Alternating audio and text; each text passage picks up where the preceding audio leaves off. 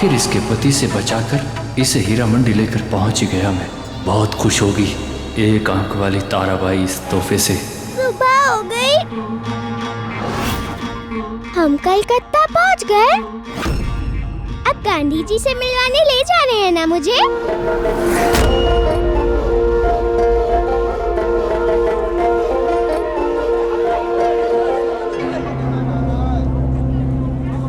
ये कौन सी जगह है? बड़ी अजीब लग रही है, बिल्कुल भी गांव की तरह नहीं है। ये कैसे लोग हैं, नींद में चल रहे हैं? पति बाबू से तो मैंने सुना था कि जहाँ गांधी जी जाते हैं वहाँ सुबह सुबह भजन होते हैं, लोग चरखा चलाते हैं, पर यहाँ तो ऐसा कुछ भी नहीं हो रहा है। लगता है आप गलत जगह ले आए हैं मुझे। मुझे तो गांधी जी से ही मिलना है। हाँ जाएंगे, पर गांधी जी से मिलने से पहले यहाँ रुकना पड़ेगा एक दिन। नहीं नहीं, मेरे पास रुकने का समय नहीं है। गांव में माँ बीमार है मेरी। मुझे तो अभी गांधी जी से मिलकर उन्हें अपने साथ गांव लेकर जाना है, ताकि वो समझा दे सबको कि किसी भी औरत को छोड़ी हुई औरत नहीं कहना चाहिए। रिक्शा वाले बाबू, जहाँ गांधी जी रहते हैं वहाँ जाना है मुझे। बस हो गई तुम्हारी बकबक, कान पक गए मेरे सुन सुन के।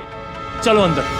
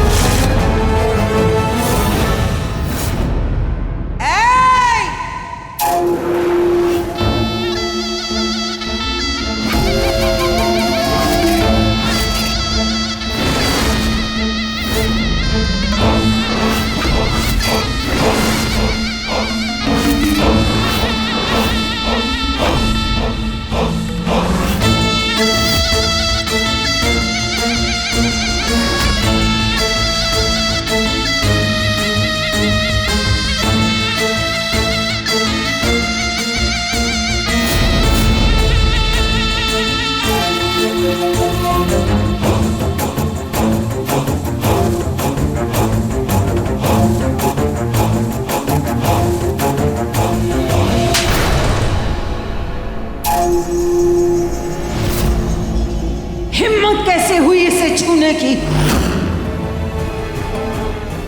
दिखता नहीं है, फूल सी बच्ची है। खरोच आ जाती तो ये जिद कर रही थी। तो हीरा मोती तो नहीं मांग लिया ना?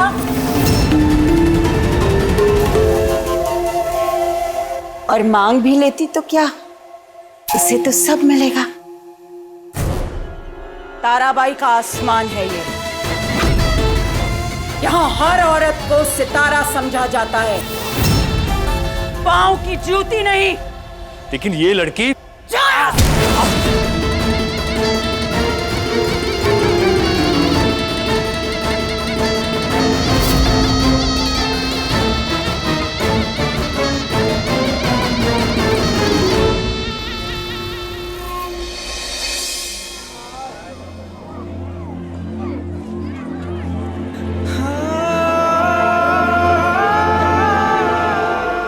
गोंदता, मैं आ गया हूँ।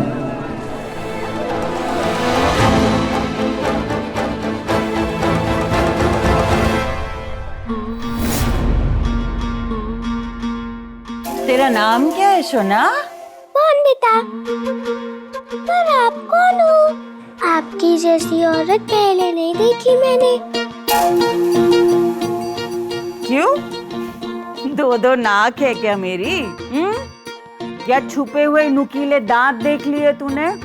दांत नुकीले नहीं है, पर आवाज में बहुत दम है आपकी। वरना मेरे गांव में तो मेरी माँ और बहन की तरह सब विनम्र औरतें ही देखी है मैंने। सब अपने पल्लू पकड़े दिन भर काम करती रहती है और अपने आदमियों से भी डरती रहती है। पर आप सबसे अलग है। और सबसे अलग दिख रही हैं।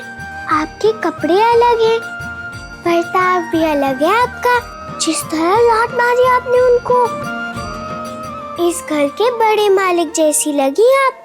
हाँ, मेरा घर है ये, समझी? और मैं यहाँ की बड़े मालिक नहीं, बड़ी मालकिन हूँ। यहाँ किसी आदमी का नहीं, औरत का, तारा का सिक्का चलता है। अरे इधर आ तो। सोना के गाल कितने पिचक गए। कुछ खाया नहीं तूने? खाएगी? हाँ। नहीं। अभी भी पराया समझ रही है मुझे? सुरैया, ए, कहाँ मर गई? अरे सोना के लिए कुछ खाने के लिए लेके आ। हाँ? अरे मैया सामान लेकर जा इसका।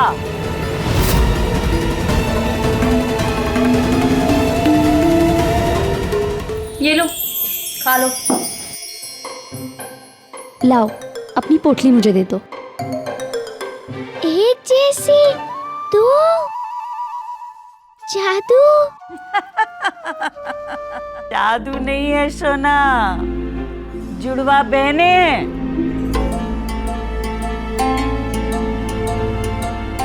ये सुरैया और वो रमैया। नहीं, ये रमैया और वो सुरैया। जुड़वा बहने, बिल्कुल एक जैसी। एक जैसी, सिर्फ शक्ल एक जैसी है, वरना एक फूल तो दूसरी अंगारा। पहली बार देखा ऐसा तो। आजा सोना, आजा मेरे पास आजा। अभी तो बहुत सी चीजें पहली बार देखेगी तू यहाँ। पोटली ले जा इसकी, और फिर तुम दोनों सोना के लिए कुछ अच्छे नए नए कपड़े दो पहनने के लिए। लाओ, मुझे दे दो। नहीं, कलकत्ते रहने नहीं आई हूँ मैं, गांधी जी से मिलने आई हूँ। उन्हें अपने साथ गांव ले जाना है ना मुझे। आप बता सकती हैं गांधी जी कहाँ है कलकत्ते में? मेरे पति बाबू अच्छे से जानते हैं शहर को, वो साथ होते मेरे तो। चली जाओ वापस अपनी माँ के जाओ। तुम्हारा कभी अपनी शक्ल मुझे मत दिखाना बंद कर। आज से तुम्हारे और मेरे बीच कोई रिश्ता नहीं बंधुता। कलकत्ता तो आ गया हूँ बंधुता, पर इस बड़े शहर में इतनी भीड़ में तुम्हें कहाँ ढूंढूं? बड़ा शहर है तो क्या हुआ, ढूंढने से तो भगवान भी मिल जाते हैं।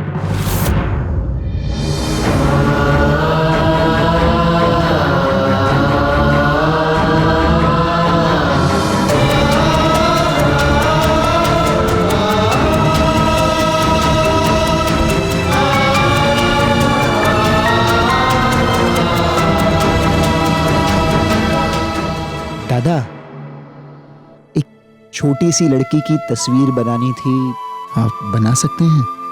जरूर बनाएंगे दादा। किसकी तस्वीर बनानी? आप हाँ, तस्वीर है मेरे पास, ये रही। दादा, इसमें कुछ भी साफ साफ नहीं दिखाई दे रहा है। कैसे तस्वीर बनाएंगे? क्या आप उस लड़की के चेहरे का वर्णन कर सकते हैं? हाँ, मुस्कुराता हुआ चेहरा है उसका, कभी कभी मुंह फुला लेती है, पर फूला हुआ मुंह बनाइएगा मत। गहरी आंखें हैं उसकी, शरारत से भरी, थोड़ी मासूमियत भी है, पर शरारती ज्यादा। हमेशा तर्क करने को तैयार। एक बात पूछूं? वो जो सुबह बार बार कह रहे थे आप कि बच्चों की शादी गलत होती है, क्यों गलत है बच्चों की शादी? और अगर गलत है ये, तो फिर क्यों हो रही है बच्चों की शादी? देखिएगा कहीं तस्वीर में बोलने ना लगे। जब हंसती है ना, तो नाक सिकुड़ सी जाती है उसकी, दांत दिखते हैं एक के ऊपर एक, चेहरे पर चमक है पवित्रता की, मंदिर के दिए की तरह चमक है उसकी। ओ भालू दादा, लगता है आप इस लड़की को बहुत अच्छी तरह से जानते हैं। काश जान पाता, पर खो दिया मैंने। बहुत अच्छे मेरे पति बाबू, बहुत सम्मान करते हैं औरतों का, उनकी भलाई का सोचते हैं, पुरुषों के बराबर मानते हैं औरतों को। फिर तू अकेले क्यों आई कलकत्ता?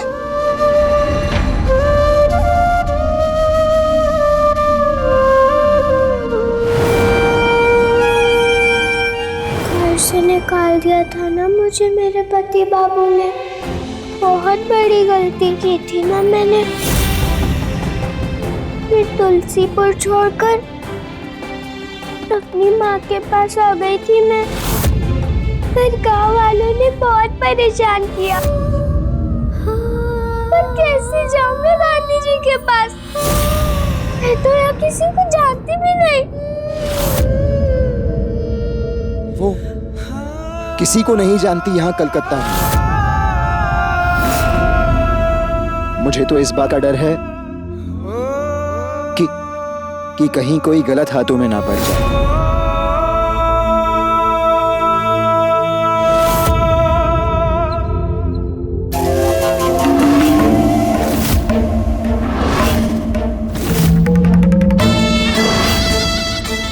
तो बस सबसे डरना छोड़ दे, क्योंकि अब तू ताराबाई की छाया में आ गई है। यहीं रहूंगा मैं कलकत्ता में, जब तक ढूंढ नहीं लेता उसे। न जाने किस हाल में होगी वो।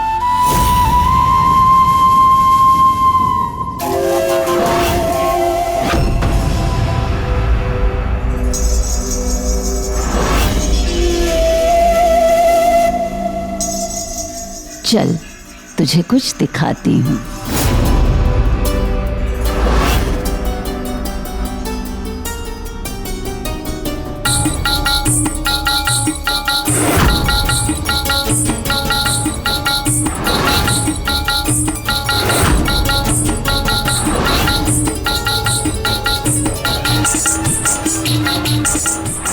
ये कौन सी जगह है? ये मेरा स्वर्ग है, शीश महल है ये। आजा सुन।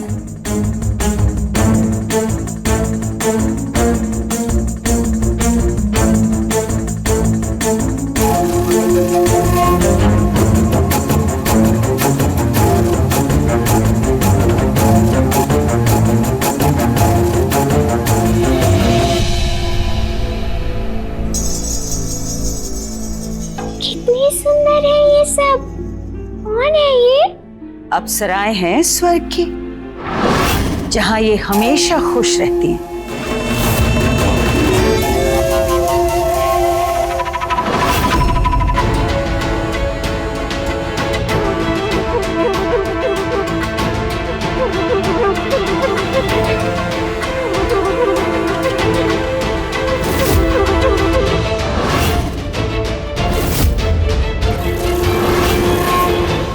फिर तो ये जगह सच में स्वर्ग है, पर फिर भी रुक नहीं सकती मैं यहाँ। मुझे तो जाना है।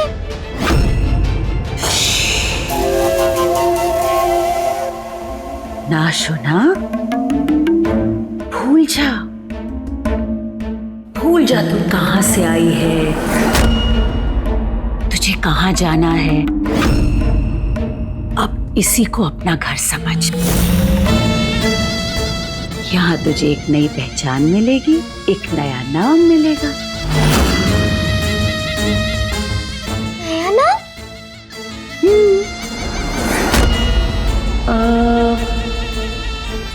मुनमुन।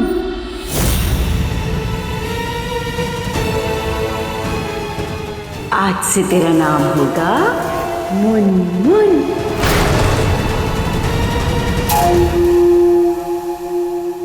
नहीं, मैं मुनमुन नहीं, बोंदिता हूँ। धन्यवाद दा, थोड़े और बना दीजिएगा।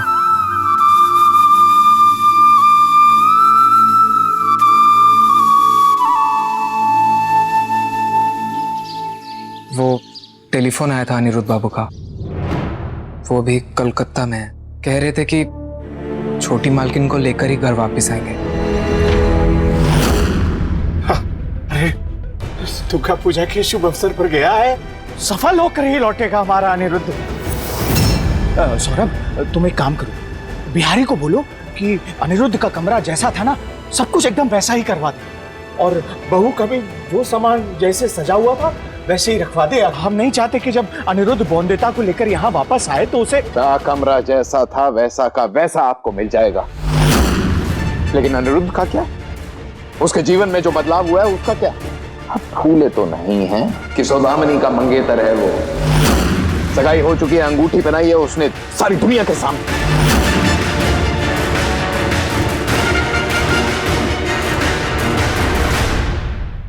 ये बोंदेता का घर नहीं। मुझे तो गांधी जी को अपने गांव ले जाना है, अपनी माँ के पास। फिर आराम से रहूंगी अपने घर, अपनी माँ के साथ। और पोटली तो मैं ऊपर ही भूल गई। मुझे पोटली लेकर आना है।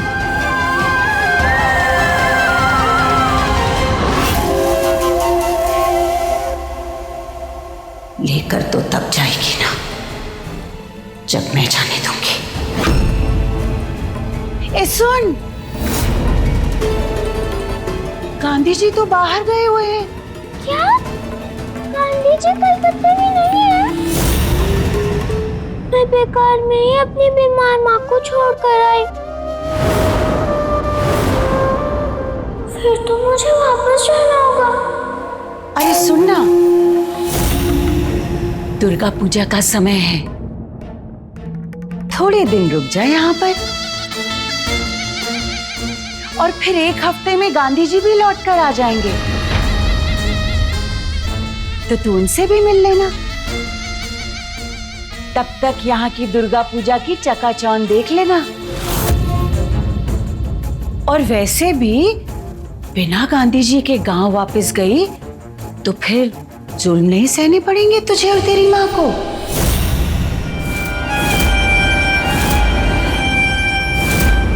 देख, तारा का वादा है तुझसे, मैं मिलवाऊंगी तुझे गांधी जी से। सत्य? सत्य।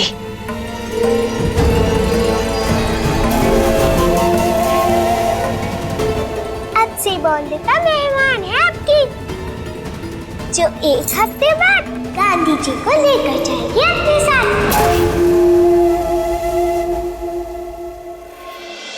दार्जिलिंग वाले बाबू को एक भी लड़की पसंद नहीं आई है, और वो ये भी बोल रहे थे कि ताराबाई के यहाँ मिठास कम हो गई है।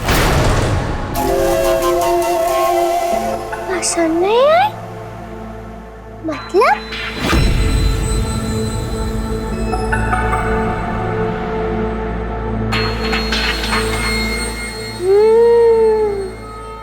समझ में आ गया, समझ गई मैं।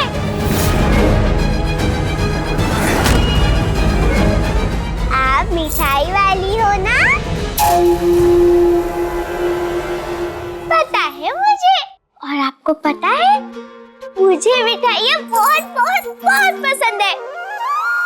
और रसगुल्लों की तो 8 हांडियां खा सकती हूँ मैं। पता है, मैंने मेरे पति बाबू को बोला था जब वो कलकत्ता जाएंगे एक बादाम वाला रसगुल्ला लेकर आए मेरे लिए।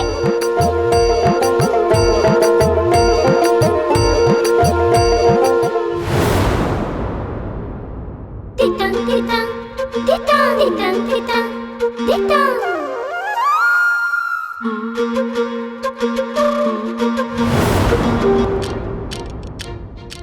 ओह माय गॉड बंदता, 7 हांडिया भर के रसगुल्ला थे, तुमने अकेले खा लिए और ये 8वां।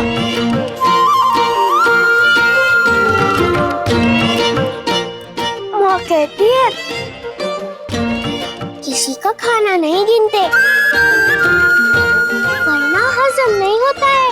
बंदता, 8 हांडिया रसगुल्ले भर के भी किसी को हजम नहीं होते। नहीं पति बाबू,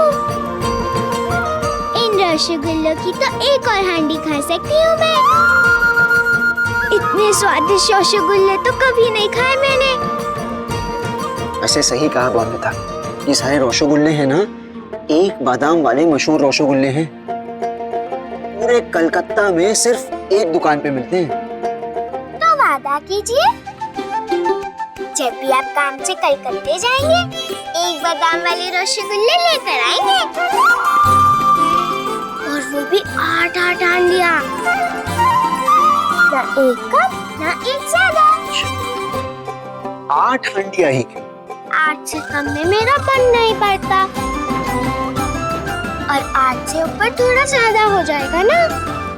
थोड़ा ज्यादा हो जाएंगे। ठीक है बंदता, मैं जब भी कलकत्ता जाऊंगा एक बादाम वाले रसगुल्ले की 8 हांडिया तुम्हारे लिए लेकर आऊंगा, ना एक कम ना एक ज्यादा।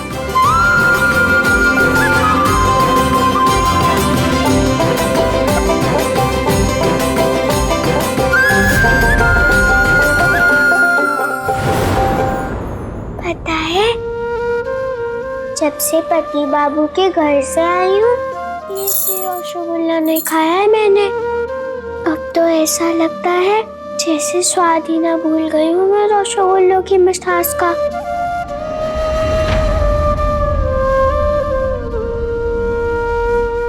पर जब गांधी जी से मिलकर उन्हें अपने साथ घर लेकर जाऊंगी तो मैं और माँ दोनों एक बादाम वाले रसगुल्ले खाएंगे और बहुत बहुत बहुत खुशियां मनाएंगे एक साथ, क्योंकि तब गांव वाले परेशान नहीं करेंगे ना हमें। ना, कोई परेशान नहीं करेगा, क्योंकि अब तो तुझे छूने के लिए भी ताराबाई की मर्जी लगेगी। और सुन, मैं मिठाई वाली नहीं हूँ, हाँ मिठास बेचती जरूर हूँ।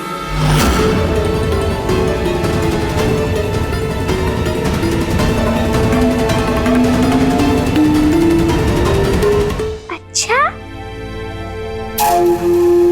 जा, अब तू जाकर आराम कर ले, क्योंकि मुझे इस नूरानी चेहरे पर मिठास चाहिए, थकान नहीं। रमैया, सुरैया, जाओ इसे लेकर जाओ और कुछ अच्छे अच्छे नए कपड़े भी निकलवा दो।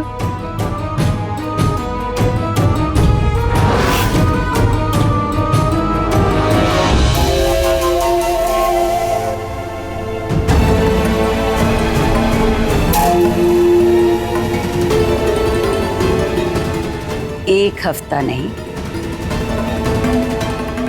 पूरी जिंदगी बितानी पड़ेगी तुझे यहाँ मेरी मुनमुन, क्योंकि एक बार जो यहाँ इस कोठे पे पैर रख दे तो फिर वापस नहीं जाती। अब इसी को अपना ससुराल समझ।